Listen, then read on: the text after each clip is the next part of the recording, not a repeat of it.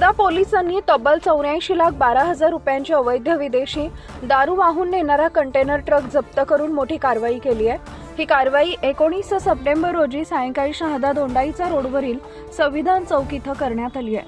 गुप्त बातमीदाराकडून मिळालेल्या माहितीच्या आधारे पोलीस निरीक्षक निलेश देसले यांच्या मार्गदर्शनाखाली डीबी पथक प्रमुख पोलीस उपनिरीक्षक भुवनेश मराठे व पथकाने नाकाबंदी करून ट्रक क्रमांक KA09AB0484 अडवला। तपासणी अंती ट्रकमध्ये 1200 बॉक्स अवैध विदेशी दारू किंमत 69,12,000 तसेच वाहन किंमत 15 लाख असा एकूण 84,12,000चा मुद्देमाल जप्त करण्यात आला।